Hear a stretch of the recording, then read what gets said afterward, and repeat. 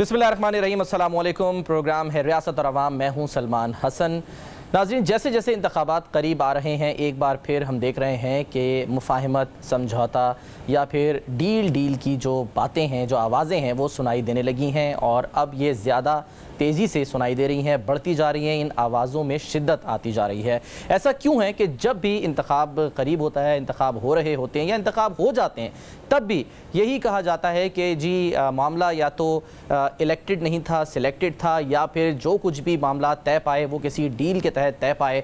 ऐसा क्यों है? पाकिस्तानी सियासत में ऐसा क्यों होता है? इस पर भी आज हम बात करेंगे और साथ साथ ये भी कि अब क्योंकि साबिक़ वज़ीर-ए-आज़म नवाज़ शरीफ साहब जो हैं वो वतन वापस पहुँचने वाले हैं, चंद दिन बाकी रह गए हैं। 21 अक्टूबर को उन्होंने लाहौर में जलसा करना है, उससे पहले उन्होंने राहदारी ज़मानत भी लेनी है। लेकिन इस पर भी जो उनके मुखालिफिन हैं वो बहुत सारे सवालात खड़े कर रहे हैं कि एक सज़ा याफ्ता शख्स को कैसे आप प्रोटोकॉल के तहत जलसा करने की इजाज़त दे सकते हैं। बहरहाल उन्हें जलसा करने की इजाज़त तो मिल गई है, यानी नून लीग को 21 अक्टूबर को मीनार पाकिस्तान लाहौर पर जलसा करने की इजाज़त मिल चुकी है और इस सिलसिले में जो दरख्वास्त दी गई थी वो मंजूर कर ली गई है। एक और आपको ये भी याद दहानी करा दें कि जो 25 अक्टूबर है वो आखिरी तारीख़ है अपना वोट का इंदराज करने की। तो अगर आप 18 साल के हो चुके हैं, बालिग हैं, शनाख्ती कार्ड बन चुका है, तो आज ही जाइए और अपना जो वोट है उसका इंदराज कीजिए, क्योंकि 25 अक्टूबर के बाद तमाम जो इंतखाबी फहरिस्तें हैं वो मुंजमद कर दी जाएंगी। फिर आपके पास अपना वोट रजिस्टर कराने के लिए कोई भी जो है आपको मौका नहीं मिलेगा। तो ये बहरहाल एक दरख्वास्त। तो आज इस प्रोग्राम में ज़ाहिर हमने पॉलिटिकल गुफ्तगू भी करनी है, फ़लस्तीन पर भी हम जो है वो उस मसले पर भी बात करेंगे और कुछ हम जो है वो मईशत पर भी जो है वो एक्सपर्ट से गुफ्तगू करेंगे। लेकिन सबसे पहले क्योंकि पॉलिटिक्स पे बात करनी है, इसके लिए हमें ख़ास तौर पे ज्वाइन किया है GDA की रहनुमा सायरा बानो साहिबा ने। अस्सलाम वालेकुम सायरा बानो साहिबा। वालेकुम अस्सलाम। सायरा साहिबा, ये फरमाइएगा कि जैसे कि मैंने इंट्रो में भी कहा कि अब बड़ी तेज़ी से आवाज़ें बढ़ती जा रही हैं, वो एक शेर भी था ना कि आप वो जी मगर ये सब क्या है, तुम मेरा नाम क्यों नहीं लेती। तो ये अब ऐसा लग रहा है कि मुफाहमत, समझौता, खुफिया मुआहिदा, ये सब क्या है? खुलकर बता क्यों नहीं देते? अस्सलाम वालेकुम। वो खुलकर बता तो दिए सब कुछ, और क्या खुलकर बताएं। अब ये और बात है कि कुछ ऐसी आवाजें या इंसान घबरा के नाम नहीं लेता। सब कुछ आपके और हमारे सामने वाज़ेह है। जैसे आपने कहा कि जी वो नवाज शरीफ साहब आ रहे हैं, उनको जलसे की इजाजत मिल गई। किसी भी महज़ब माशरे में जहाँ हम लोग अपने आप को एक जमहूरी मुल्क कहते हैं, आइन और कानून की बालादस्ती के रोने रोते हैं हम लोग, और जी वो आइन हमारे पास है, किसी चीज पे अमल होता दिखाई दिया है? किसी ऐसे मुल्क में होता है कि जो आप कह रहे हैं कि एक कन्विक्टेड, भले वो वजीर आजम थे 3 दफा के, अदालत से हॉस्पिटल और हॉस्पिटल से इलाज के लिए वहां पर तो 75 साल में 1986 से वोट मांग रहे हैं। लेकिन यहाँ पर हमारे पास भी कोई ऐसी इलाज मुआवजे की सहूलियात नहीं है कि जो इंसान यहाँ पर इलाज मुआवजा करवाया जा सके। लेकिन वहां पर जाके भी अफसोस कि सिर्फ इलाज नहीं हुआ, बाकी सब कुछ हुआ। इस दौरान गैर मुल्की किसी दूसरे मुल्क भी गए, उसके बाद हमने उम्रा भी किया, उन्होंने मुलाकातें की, उन्होंने दुबई गए, और उसके बाद अब हम पूरा मीडिया, हर बंदा यहाँ पर मुक्तदर हल्के, पावरफुल जो पावर कॉरिडोर्स हैं उनमें बैठे हुए, वो सब एक ही मतलब वो जोर लगा रहे हैं कि बस उन्होंने आना है और मुल्क की चीज तरक्की और वो उस चीज का फार्मूला उनके पास ही है जो उन्हीं के पास है। उन्होंने अपने भाई को भी नहीं दिया, वो राज सीने में दफन है। वो आके वो यहाँ पर इस मुल्क को तरक्की की राह पर डालेंगे, और आवाजें उठ रही हैं। तो आवाजें उन पर जमातों को भी समझ आ गई है कि ये जो मुफाहमत और मुल्क के वसी तर मफाद कि ये जो हवा है वो किस डायरेक्शन में जा रही है। अच्छा, एक बात इसमें एक बात भी है ना कि मिसाल ले लें कि जो भी मुआहिदा होता है, जैसे कि अब अगर हम बात करें कि राजा परवेज़ अशरफ साहब हैं, वो कह रहे हैं जी ये समझौता है, मान लिया चलें जी। PTI कह रही है खुफिया मुआहिदा है, बाकायदा नहीं खुफिया मुआहिदा। खैर माजी में मुआहिदे हुए हैं, बाद में किस तरह से मंजर आम पर आए हैं ये भी हम सब ने आपने भी देखा। अगर कोई मुआहिदा होता है या अंडरस्टैंडिंग होती है, MOU भी होता है, तो उसमें एक पार्टी तो नहीं होती ना, 2 पार्टीज़ होती हैं उसमें। तो एक पार्टी को तो जो है वो तनकीद का निशाना बनाया जा रहा है, बहुत उसका नाम भी लिया जा रहा है, बार बार कहा जा रहा है, लेकिन जो दूसरी पार्टी है उसका कोई खुलकर नाम क्यों नहीं लेता? यही तो सवाल है कि क्या सियासतदान जो हैं, बाकी के सियासतदान, वो भी एक तरह का फिर समझौता ही कर रहे हैं ना, अगर वो खुलकर कह नहीं रहे।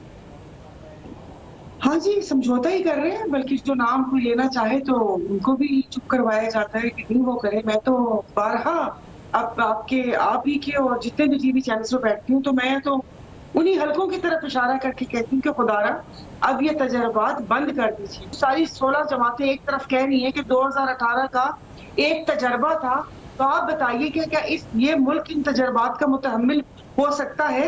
اور ابھی بھی جو نیا پلینگ فیلڈ مانگی جا رہی ہے، میں تو بارہا کہہ رہی ہوں کہ کیا وہ کاکڑ صاحب سے مانگی جا رہی ہے یا سکندر سلطان راجہ سے مانگی جا رہی ہے؟ کس سے مانگی جا رہی ہے؟ وہ اس وقت یہاں کی اپنی جو سٹنگ پاور کوریڈور جو اپنی اسٹیبلشمنٹ ہے انہی سے مانگی جا رہی ہے نا. تو ان سے مانگی جا رہی ہے. اس سے سب سے بڑی بات کہ انہوں نے اپنا بیانیہ ہی بدل دیا. پہلے انہوں نے بیانیہ دیا کہ وہ ایک احتساب کریں گے اور اس کے بعد ان کو سمجھایا گیا کہ اس احتساب کے بیانیے کے ساتھ آپ کی یہاں پر قبولیت نہیں ہے.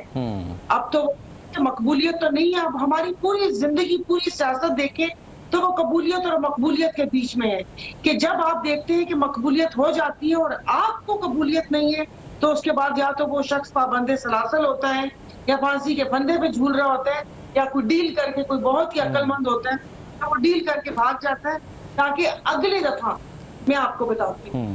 ہوتا یہ ہے کہ جب ہمارے خیمے میں کوئی اونٹ آ کے بیٹھ جاتا ہے اور ہمیں خیمے سے باہر نکال دیتا ہے تو پھر یہ کوئی دوسرا اونٹ ڈھونڈتے ہیں تاکہ اس کے کندھے پہ سوار ہو کے اپنا خیمہ واپس لے سکے. تو ہماری تو یہ 75 سال سے یہی کہانی ہے کہ اپنے خیمے میں آپ جاتے ہو اور اس کے بعد آپ کو 2-3 سال بعد کوئی لات مار دیتے ہیں اور اس کے بعد آپ واپس کسی کے کندھے پہ سوار ہو کے واپس اس خیمے میں گھسنے کی کوشش کرتے ہیں. لیکن اس میں 25 کروڑ عوام کا کیا قصور؟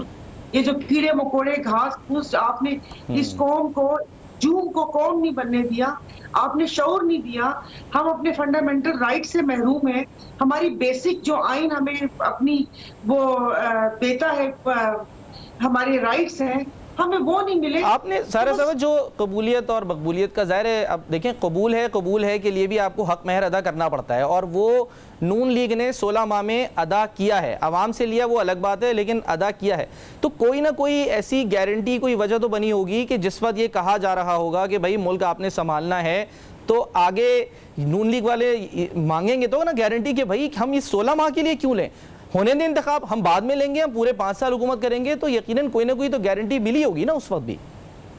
تو بالکل صحیح بات ہے, تو گارنٹی ملی ہے تو تبھی آپ اتنے سارے کلپس آپ دیکھ رہے ہیں جو ابھی ایک حامد میر صاحب کا کلپ چل رہا ہے کہ جس میں جی انہوں نے تو کچھ اسرائیل کے لیے بولا, پھر اس کے بعد خواجہ آصف صاحب نے بولا کہ نہیں وہ جی 2019 میں باجوہ صاحب نے ہم سے رابطہ کر لیا تھا کہ تم لوگ آ کے حکومت, یعنی کہ اب میں پھر کچھ بولوں گی تو پھر وہی کہتے ہیں کہ توہین کی مرتکب ہو جاؤں گی کہ آپ کے ابا کا ملک تھا کہ آپ کو پسند نہیں آیا ایک بندہ تو آپ نے کسی دوسرے سے رابطہ کر لیا, اب یہ دوسرا پسند نہیں آئے گا تو آپ کسی تیسرے سے رابطہ کر لیں گے کہ آپ چلا لو, تو آپ خود چلا لینا پلیز.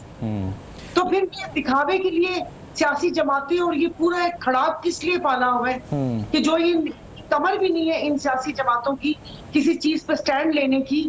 اور وہی بات ہے نا کہ جب آپ کوئی فلم لانچ کرنے جا رہے ہوتے ہیں تو اس کا ٹریلر دکھاتے ہیں, لیکن یہاں تو وہ جو 16 ماہ کا ٹریلر ہے وہ بھی نہیں دکھایا جا رہا, سیدھی پروموشن کی جا رہی ہے بس کہ جی فلم آ رہی ہے, بس فلم آ رہی ہے, پروموشن کر رہے ہیں, وہ 16 ماہ کا ٹریلر کوئی نہیں دکھا رہا.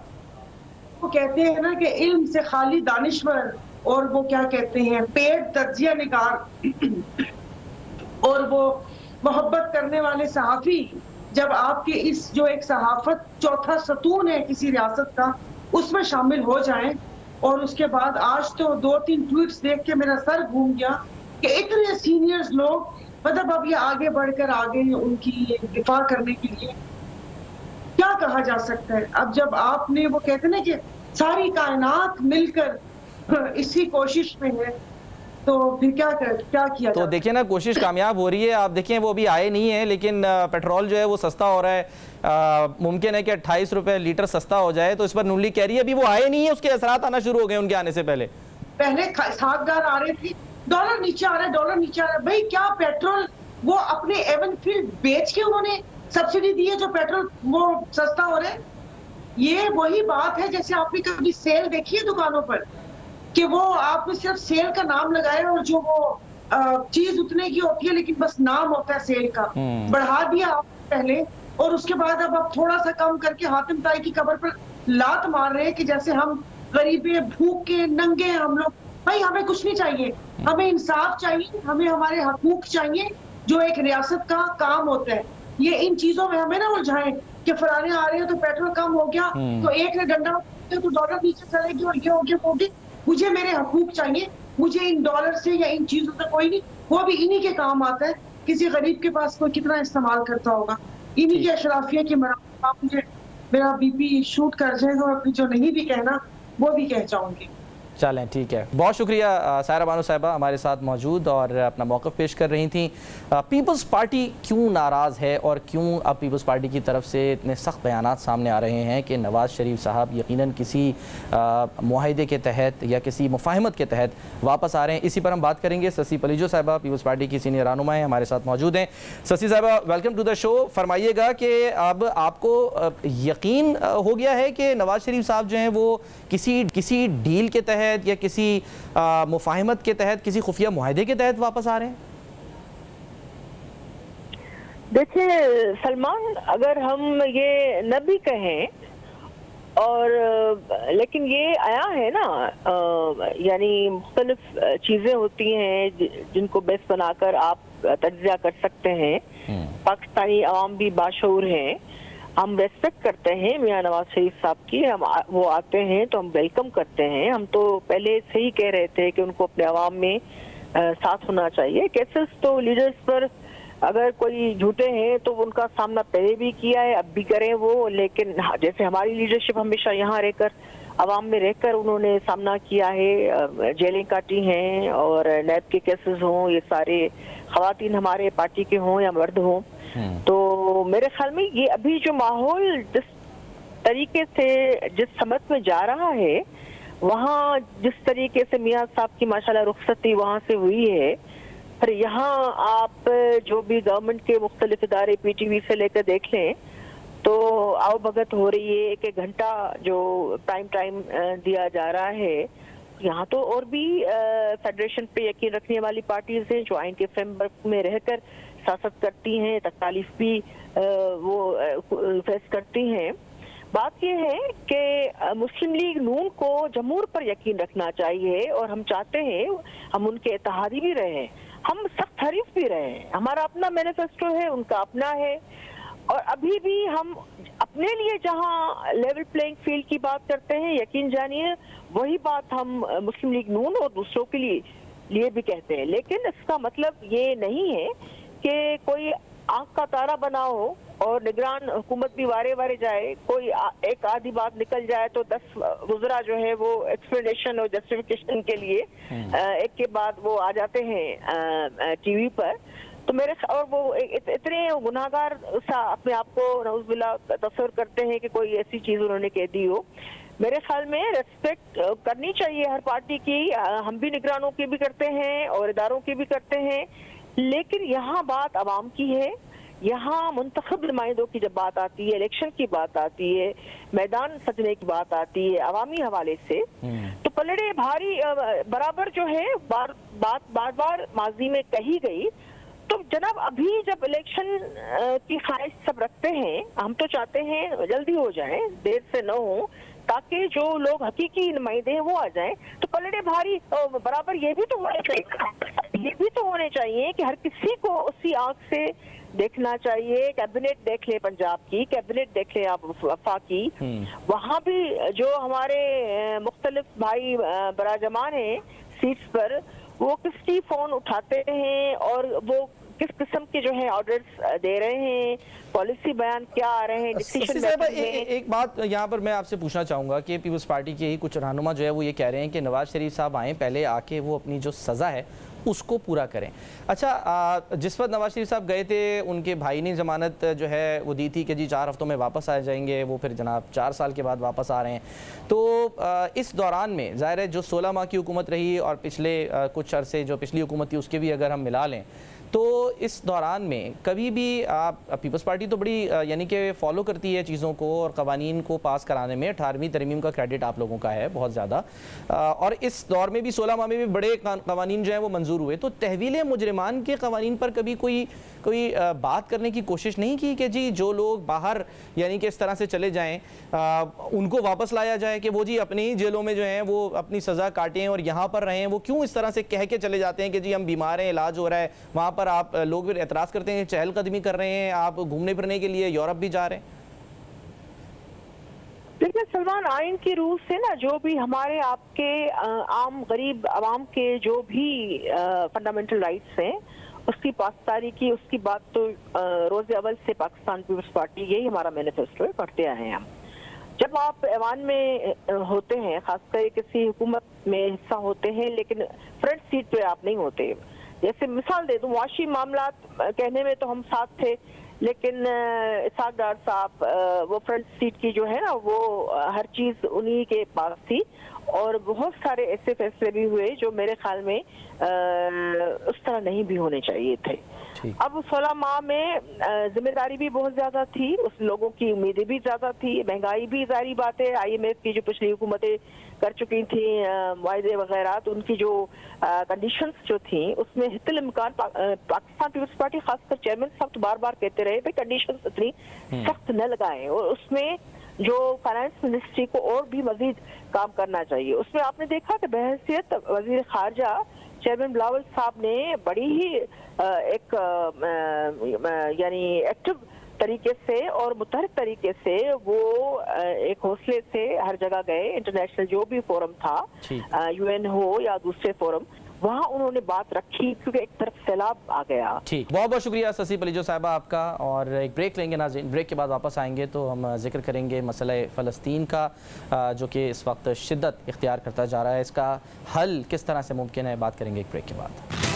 ویلکم بیک جی. پاکستان میں انتخابات سے پہلے جو سب سے بڑا مسئلہ ہے وہ پاکستان کی معیشت کا ہے, اور اسے ٹھیک کرنے کے لیے نگران حکومت کی طرف سے بھی اقدامات کیے جا رہے ہیں, اور ان کو جو اختیارات دیے گئے تھے, اضافی اختیارات, وہ پچھلی جو حکومت تھی, منتخب حکومت, وہ دے کر گئی تھی.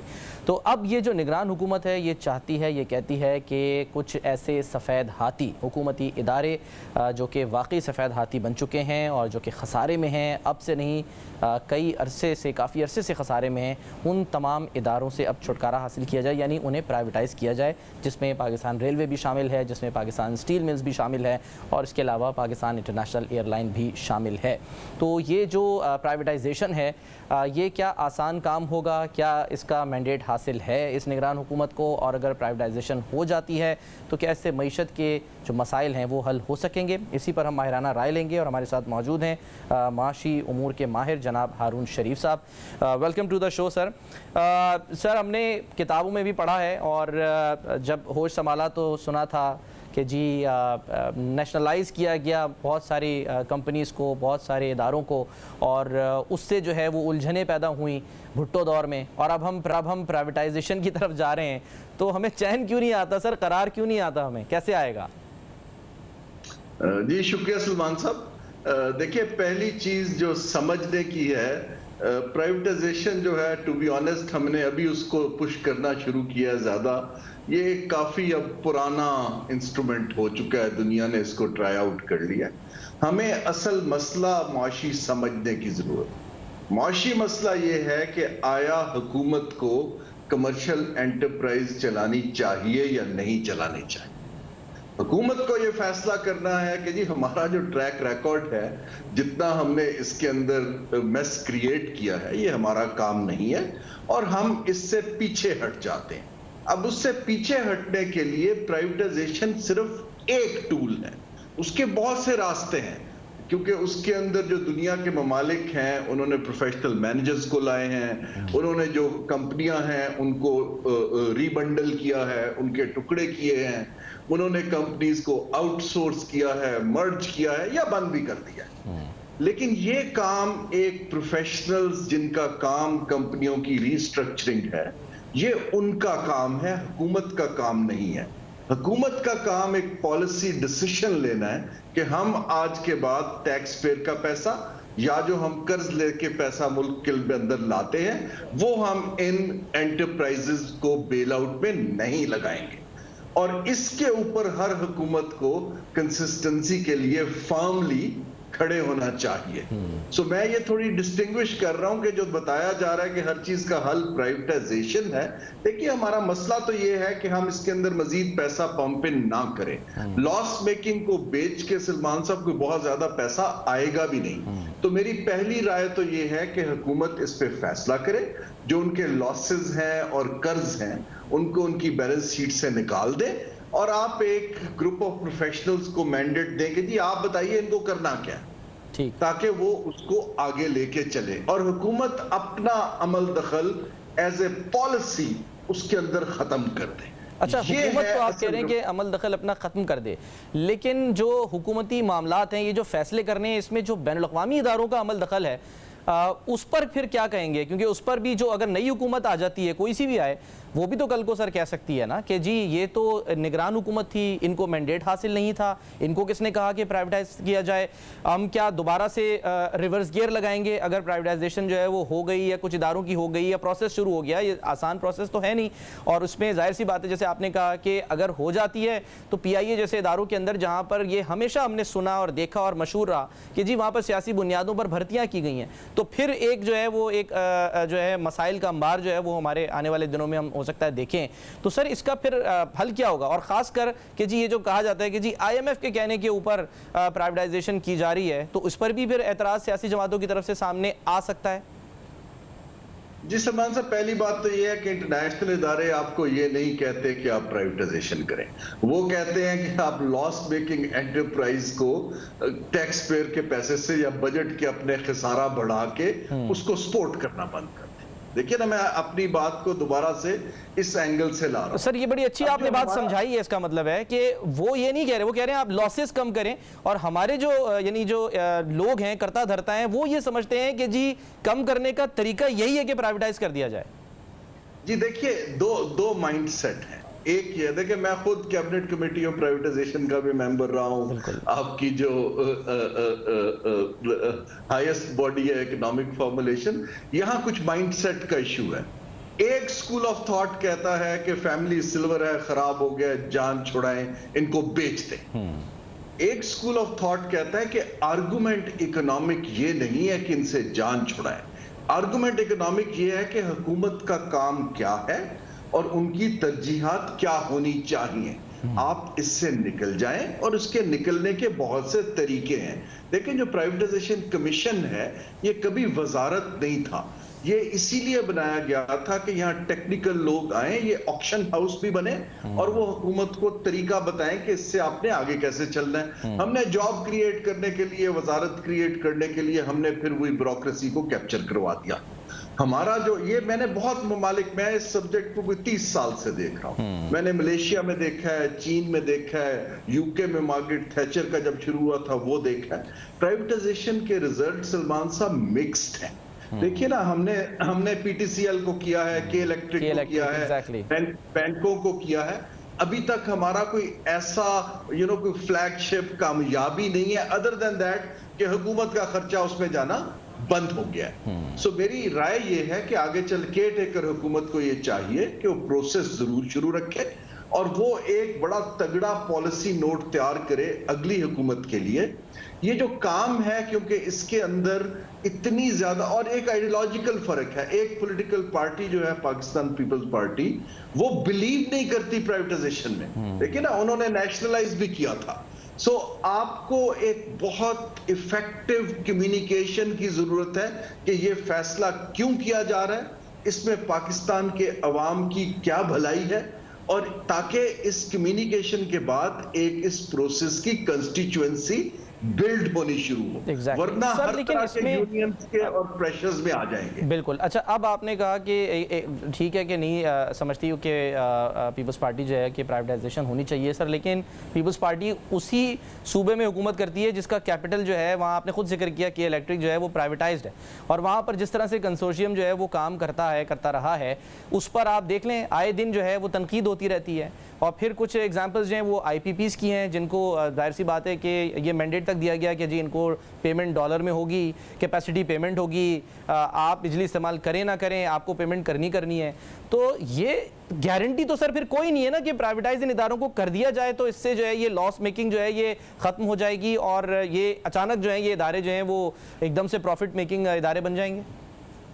دیکھیں سلمان صاحب, 2-3 ہم نے جو لیسن سیکھے ہیں, جو آپ نے ابھی آئی پی پی کے ایگریمنٹس کا بھی حوالہ دیا, وہ آپ کو یہی بتاتا ہے کہ حکومت کا کام کمرشل ٹرانزیکشنز کرنا نہیں ہے, ان کو آتا نہیں ہے, ٹھیک ہے نا. نہیں, اس کے بعد اگر آپ دیکھیے ہم نے ریکوڈک کی ڈیل خراب کی, ہم نے جتنے کمرشل کانٹریکٹس کیے ہیں یا تو ڈسپیوٹ میں چلے جاتے ہیں یا اس کے اندر ریزلٹ وہ نہیں ملتا جو ہمیں چاہیے. سو میں بار بار یہ کہہ رہا ہوں کہ یہ کام حکومت کا مائکرو مینج کرنا نہیں ہے. اس کی وجہ کیا ہے؟ آپ اس کی وجہ نااہلی ہے اگر میں آسان الفاظ میں آپ سے پوچھنا چاہوں. اس کی نمبر 1 وجہ نااہلی ہے جی.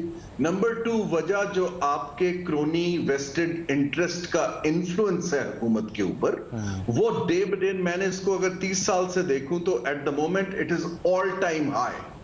ہر آپ کی جو حکومت کے پاور ہے, چاہے بیوروکریسی ہے, اور پھر جو بیوروکریٹس کا اپنا انٹرسٹ ہے, وہ ہر کمپنی کے بورڈ پہ بیٹھے ہیں, پرکس دے رہے ہیں. لیکن انسولیٹ کرنے کے لیے پھر بڑے سخت فیصلے بھی کرنے ہوں گے نا, پھر آپ کو نہیں لگتا کہ کچھ لوگوں کو سزائیں بھی دینی ہوں گی؟ Somebody has to take strong positions, کیونکہ ادروائز تو آپ ویسٹڈ انٹرسٹ کے سے بلیک میل ہوتے چلے جائیں گے اور آپ کچھ بھی نہیں کر پائیں گے. اس لیے میں کہہ رہا ہوں کہ اس کو ابھی پوزیشن یہ نہیں ہے کہ کل سب کو بتائیں کہ آپ کی نوکریاں نہیں جا رہی, لیکن اب حکومت آپ کے لاسز کو پے نہیں کرے گی, ٹھیک ہے نا. آپ کے پاس وقت ہے, اس کے مختلف طریقے ہیں, گولڈن ہینڈ شیکس ہیں, مرجرز ہیں, آپ کے ریشفلنگز ہیں, لیکن یہ کام ان کو دیجئے جن کو آتا ہے, یہ کام ان کو نہ دیجئے جو جنرلسٹ ہیں جن کو یہ کام نہیں آتا ہے. تو سر یہ جو ایس آئی ایف سی جو بنائی گئی ہے, آپ کے خیال میں پھر یہ بہت اچھا فیصلہ ہے کہ یہ جو ہے چاہے انٹرم پیریڈ ہو یا آنے والی حکومت ہو, اس میں جو فیصلے ہوں گے اس کو آگے بھی بڑھانے میں ایس آئی ایف سی جو ہے وہ بڑا اہم رول پلے کر سکتی ہے اور بہتری کی طرف ہم چلے جائیں گے؟ ایس آئی ایف سی ایک پالیسی ڈیسیشن کی کنٹینیوٹی کو انشور اگر کرتی ہے تو بہت اچھی بات ہے. ٹھیک ہے سر, بہت بہت شکریہ. ہارون شریف صاحب ہمارے ساتھ موجود, سابق چیئرمین بورڈ آف انویسٹمنٹ, اور اپنی ماہرانہ رائے ہمیں دے رہے تھے. ایک بریک لیں گے, بریک کے بعد ہم واپس آئیں گے تو مسئلہ فلسطین پر بات کریں گے. ویلکم بیک جی. مشرق وسطیٰ میں اس وقت صورتحال کشیدہ ہے اور جب سے حماس نے اسرائیل پر جو قبضہ ہے اسے چھڑانے کے لیے کارروائی کی ہے, اس کے جواب میں اسرائیل کی جو بربریت ہے, فسطائیت ہے, وہ جاری ہے, اور خاص کر سویلینز پر یعنی عام شہریوں پر, بچوں پر, خواتین پر حملے کیے جا رہے ہیں. اور غزہ کی پٹی کو خالی کروانے کے لیے, مخصوص علاقوں کو خالی کروانے کے لیے وہاں پر پیمفلٹ بھی پھینکے جا رہے ہیں اور وہاں پر اعلانات بھی کیے جا رہے ہیں کہ جلد سے جلد ان علاقوں کو خالی کر دیں ورنہ یہاں پر بعد میں بمباری شروع کر دی جائے گی. دوسری طرف ہم یہ بھی دیکھ رہے ہیں کہ ایک انسانی المیہ جو ہے وہ جنم لیتا دکھائی دے رہا ہے, بلکہ جنم لے چکا ہے, کیونکہ غزہ میں پچھلے کئی دنوں سے پانی بھی بند ہے, بجلی بھی بند ہے, اور وہاں پر بمباری کی وجہ سے اسپتالوں میں جو سہولتیں ہیں وہ بھی ناپید ہو کر رہ گئی ہیں, جس کی وجہ سے جو عام شہری ہیں, عام لوگ ہیں, وہ اس وقت شدید ترین مشکلات سے دوچار ہیں. اس پر عالمی برادری کیا کر رہی ہے, اس کا رد عمل کیسا ہے, پاکستان کا اس میں کیا کردار ہے, اس تمام تر صورتحال پر بات کریں گے. ہمارے ساتھ جو ہیں وہ موجود ہیں جناب lieutenant general retired Ghulam Mustafa صاحب, آپ سینئر تجزیہ کار ہیں. Welcome to the show sir. General صاحب فرمائیے گا کہ جو اس وقت پاکستان کی جانب سے رد عمل سامنے آ رہا ہے, آپ کو لگتا ہے کہ جیسے اس وقت جو موجودہ نگران حکومت ہے یہ ہوتی یا کوئی الیکٹڈ گورنمنٹ ہوتی تو سیم رد عمل ہوتا, یا آپ کے خیال میں مختلف ہوتا؟ دیکھیے, ڈیپینڈنگ آن کہ الیکٹڈ گورنمنٹ کون سی اور کس جماعت کی ہوتی, شاید عمل اس سے مختلف ہوتا, اور سم کیسے ہو سکتا ہے اس سے زیادہ سخت بھی ہوتا وہ رد عمل. ہم نے تو بیسیکلی اس وقت وہی پوزیشن دہرائی ہے جو 67 میں جس طریقے سے 2 اسٹیٹ سولوشن کی بات کی گئی تھی, ہم نے وہی پوزیشن دہرائی ہے. اور ہم نے یہ ڈیفینیٹلی ہم یہ بات کی ہے کہ انسانی المیہ سے بچنا چاہیے, جنگ بندی ہونی چاہیے وغیرہ وغیرہ. لیکن معاملات جیسے کافی بڑے ہیں, گھمبیر ہو چکے ہوئے ہیں, اور جیسا بھی آپ نے کہا کہ 2000 سے زیادہ شہادتیں ہو چکی ہوئی ہیں. پچھلے جب سے یہ شروع ہے, اسرائیل نے بمباری شروع کیا ہے, میرا خیال ہے افغانستان میں شاید ایک سال میں امریکہ نے بم نہیں گرایا جتنے انہوں نے پچھلے 4-5 دنوں میں گرا دیے. 6000 سے زیادہ بام وہاں پہ گر چکے ہیں وہاں پہ اس وقت. اور ایک عجیب قسم کی صورتحال ہے. وہ اس لیے کہ ایک دنیا ہے پوری طریقے سے اسرائیل کے ساتھ کھڑی ہے, اور ہر چیز جو اسرائیل کر رہا ہے اس کو نہ صرف سپورٹ کر رہے ہیں بلکہ اس کو یہ شے بھی دے رہے ہیں کہ اسے آگے بڑھے. اس سے اسرائیل بھی ہر روز ایک قدم آگے لے کے آ رہا ہے اس کا. اور پہلے جیسے آپ نے کہا ابھی ناردرن غزہ کو ان کا خالی کر دیں, اور مڈل اور جو سدرن غزہ ہے اس کے اوپر شدید بمباری شروع کی ہوئی ہے, بیریکیڈ ہوا ہے. جو تنظیمیں ہیں کوشش کر رہی ہیں کہ وہاں تک پہنچا جائے, لیکن کوئی رستہ نہیں ان کو دیا جا رہا ان کو. تو جو دنیا کی سب سے بڑی ایک اوپن جیل ہے اس میں لوگوں کو دم گھٹ کے ان کو باموں سے ان کو شہید کیا جا رہا ہے. لیکن چونکہ مغربی دنیا تمام طاقتیں مغرب کی اس کے ساتھ کھڑی ہیں, اور اس لیے باقی جو ہے وہ مسلم ممالک ہیں ارد گرد کے یا دوسرے ممالک ہیں وہ ابھی تک کھل کے سامنے نہیں آئے. بیانات کی حد تک ٹھیک ہے بات چیت سن رہے ہیں آپ کے, لیکن اس سے آگے نہیں آئے. بالکل OIC کا بھی اجلاس طلب کر لیا گیا. لیکن ایک بات جنرل صاحب کہ جب یہ معاملہ شروع ہوا تو اس وقت بہت سے تجزیہ کار جو ہیں وہ یہی کہہ رہے تھے کہ کیونکہ اسرائیل کے تعلقات مشرق وسطیٰ میں کئی ممالک سے, خاص کر اسلامی ممالک سے ہم دیکھ رہے ہیں پچھلے کچھ عرصے میں بہتر ہوئے اور آگے ہونے جا رہے تھے. اگر اس کا پرپس یہ تھا کہ حماس نے حملہ اس لیے کیا کہ جی آپ اپنے تعلقات بہتر کریں لیکن ہماری کاسٹ پر نہیں, یعنی کہ آپ ہماری قربانی دے کر نہیں کر سکتے, آپ ہمیں بھول کر نہیں کر سکتے, ہمیں بھلا کر نہیں کر سکتے, تو آپ کے خیال میں کہ اس طرح سے اگر دیکھا جائے تو ایک طرح سے تو حماس جو ہے اس کو پہلی کامیابی مل گئی, کیونکہ سعودی عرب نے اسرائیل سے وہ جو مذاکرات تھے وہ اب معطل کر دیے ہیں. دیکھیے سعودی عرب بھی مجبور ہو کے ہی کام کر رہا ہے, کیونکہ جب سے یہ ابراہیم اکارڈز ہوئے ہیں اس کا جو بیک گراؤنڈ تھا یہ کیوں ہوئے اور اس کے بعد سے جو کچھ ڈیولپمنٹس ہوئی ہیں وہ ہمارے سامنے ہیں. نتن یاہو صاحب نے باقاعدہ UN میں یہ تقریر کی تھی, انہوں نے ایک نیا نقشہ دکھایا تھا مڈل ایسٹ کا. نے کہا تھا کہ مڈل ایسٹ کا جو فیوچر ہے وہ ابھی اسرائیل ڈیسائیڈ کرے گا. اسرائیل کا مطلب یہ ہے کہ مغرب دنیا ڈیسائیڈ کرے گی, یعنی کہ امریکہ فیصلہ کرے گا کہ مڈل ایسٹ کا فیوچر کیا ہوگا اور کیسے یہاں پہ کاروبار زندگی چلے گا, طاقت کا توازن یہاں کیسے ہوگا. تو جب یہ صورتحال سے جس سے وہ انہوں نے شروع کیا ہے تو پھر عزائم بڑے واضح تھے ان کے, ان لگ یہی رہا تھا کہ اگر سعودی عربیہ کا ان کے ساتھ معاملات طے پا جاتے ہیں اس کے بعد فلسطین کا مسئلہ تو ویسے ہی تقریباً ختم ہو چکا تھا. ان ساری ڈسکشن میں فلسطینیوں کی تو کسی نے بات نہیں کی تھی, اور بدقسمتی یہ ہے کہ حماس باقاعدہ ایک الیکٹڈ سیٹ اپ ہے وہاں کا. اس کو اسرائیل نے اگر ٹیررسٹ ڈکلیئر کر دیا ہے تو ہم بھی اس کو ٹیررسٹ کہہ رہے ہیں. کیوں؟ اسرائیل کو کس نے یہ حق دیا ہے کہ بھئی ہر دنیا کے ہر شخص کو ٹیررسٹ اٹھا کر ٹیررسٹ ڈکلیئر کر دے؟ تو ہم بھی بدقسمتی سے تاریخ کا چونکہ ہمیں زیادہ علم نہیں ہے, بدقسمتی چاہے وہ میڈیا ہے دوسرے, تو ہم بھی ہماری بحث بھی سطحی سے ہو کے رہ گئی ہے. جو میں دیکھ رہا ہوں بدقسمتی, میں یہ نہیں کہ عقل کل ہوں یا میں سب کچھ میں جانتا ہوں, لیکن جو تھوڑا بہت تجربے کے لحاظ سے ہم دیکھ رہے ہیں, جو پڑھ کے دیکھ رہے ہیں چیزیں, وہ جو گریٹر اسرائیل کی بات چلی تھی نتن یاہو نے ایگزیکٹلی وہ اعلان تو کر دیا, اور وہ جو اس کا نقشہ ہے گریٹر اسرائیل کا اس میں ان کے جو سٹیپس دیکھ لیے کہاں پر ہیں. اس میں غزہ کو ختم کرنا تو بالکل ایک حصہ شامل ہے اس میں. تو جب یہ غزہ ختم ہو جائے گا تو جس کو ہم نے پیلسٹینین اتھارٹی کہہ رہے ہیں, ایک ویسٹ بینک میں ایک تھوڑے سے علاقے میں دے کے بٹھایا ہوا ہے, ان کو تو نہ کوئی پوچھ رہا ہے نہ اسے کوئی بات کر رہا ہے, نہ ہی وہ کچھ کہنے کے قابل ہیں. وہ تو ٹوٹلی ڈیپینڈنٹ ہے. ان کے بارے میں اگر ہمیں کوئی شک ہے ووٹ کے کوئی بات کریں گے, وہ تو نہیں کریں گے بات اس سے. تو جب غزہ کی پٹی خالی ہو جائے گی, اسرائیل کا قبضہ ہو جائے گا, اس کے بعد اسرائیل کو خطے میں روکنے والا کون ہوگا؟ ان کے جو عزائم ہیں ان کو روکنے لیے کون آئے گا سامنے سے؟ ایگزیکٹلی. اچھا جنرل صاحب, پاکستان ظاہر ان ممالک میں شامل ہے جس کی خارجہ پالیسی کا ہم حصہ کہہ لیں کہ جب سے ظاہر ہم نے بھی ہوش سنبھالا ہے, ایک کشمیر کا مسئلہ اس پر ہمارا اصولی موقف ہے, اور ایک فلسطین کا مسئلہ اس پر بھی جو ہے وہ پاکستان کا ایک ہی موقف ہے.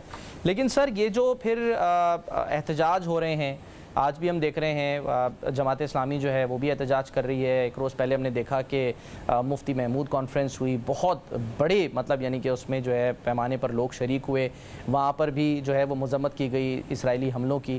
اور اب آنے والے دنوں میں ہم دیکھ رہے ہیں کہ کچھ ملاقاتیں بھی ہونی جا رہی ہیں, شاید کاکڑ صاحب جو ہیں ان کی بھی جو ہے وہ ملاقات ہونے جا رہی ہے چین کے صدر سے. سر یہ پھر ان کا کچھ آپ کے خیال میں نیئر فیوچر میں کوئی فائدہ آپ کو نظر آ رہا ہے, یا صرف صرف یہ بس خارجہ پالیسی کا حصہ ہے کہ بس ہمارے اصولی موقف ہیں, ہم اس پر قائم ہیں. لیکن نہیں, وہاں تو لوگ مر رہے ہیں, وہاں تو لوگ تڑپ رہے ہیں, وہاں تو بھوک اور پیاس جو ہے اس سے ایک انسانی المیہ جنم لے رہا ہے. انسانی المیہ تو 1917 سے جنم لیا ہوا ہے نا. جب سے دیکھیے, چاہے کشمیر ہے چاہے فلسطین ہے, اس مسئلے کی ماں ایک ہے برطانیہ. ان دونوں نے دونوں جگہوں پہ یہی مسئلہ ہماری کھڑا کر کے گئے ہوئے ہیں. اب امریکہ کے ساتھ مل کے وہاں پہ کھڑا ہوا ہے. دیکھیے, بات چیت سے بات حل تب ہوتی جب اگلی پارٹی سننے کو تیار ہو, یا بھی کوئی ایسے پروپوزل لے کے ٹیبل پہ آئے جس سے بات چیت آگے چل سکے. لیکن ابھی تک تو بات چیت کرنے کو تیار ہی نہیں ہے وہ لوگ, کہ وہ اگر اکٹھے ہو جائیں. کیا ایسے اقدامات کیے جا سکتے ہیں کہ اگر ایک اسٹرانگ قسم کا جو ہے وہ سٹانس لے لیا جائے او آئی سی کی طرف سے, تو وہ کیا اقدامات کیے جا سکتے ہیں؟ سٹیپ 1, اب ایبراہم اکارڈ سے نکل آئے نا باہر. اب نکلیں اس سے باہر, کیا مجبوری ہے ہماری؟ عام طور پہ جو پاکستان میں لبرل طبقہ ہے وہ بھی یہ کہہ رہا ہے کہ عرب ممالک اپنی ترقی کے لیے کام, عرب ممالک کو ترقی کرنے کے لیے ابراہیم اکارڈز کی ضرورت نہیں ہے. پیسہ تو ان کے پاس ہے, ان کے پاس پوری دنیا جا کے وہاں پہ انویسٹ کرنے کو بھی تیار ہے. پیسہ تو ان کو پوری دنیا میں پھیل رہا ہے اس وقت, تو ان کو ضرورت کیا ہے اس چیز کی؟ پاکستان تو اس پھٹی میں پہلے ہی چل رہا ہے, باقی ممالک بھی اس میں آئیں گے. ایران کی باری بھی آئے گی, افغانستان میں آلریڈی مسئلہ بنا ہوا ہے, سیریا کو دیکھیں کیا بیڑا غرق کر کے رکھ دیا ہوا ہے, لیبیا تباہ ہو گیا ہوا ہے سارا. ان کی سب کی باری آئے گی. کیوں نہیں آئے گی باری ان کی؟ اس وقت تک باری نہیں آئے گی جب تک یہ ٹوٹلی سرنگو ہوں کے بیٹھے نہیں رہیں گے. وقت آ گیا ہے. حماس نے پوری مسلم دنیا کو یہ موقع فراہم کر دیا ہے جس کی آپ بات کر رہے ہیں. بہت بہت شکریہ جنرل ریٹائرڈ غلام مصطفیٰ صاحب ہمارے ساتھ موجود, مسئلہ فلسطین پر گفتگو کر رہے تھے. موقف آپ نے جانا اور ہم نے یہ جاننے کی کوشش کی کہ جو مسئلہ فلسطین ہے اس کا حل کیسے ممکن ہے, اور کیا اس میں جو عالمی طاقتیں ہیں وہ اپنا کردار ادا کر رہی ہیں, کر سکتی ہیں. آپ اپنا بہت خیال رکھیے. پروگرام کا وقت ختم ہوتا ہے. اللہ حافظ.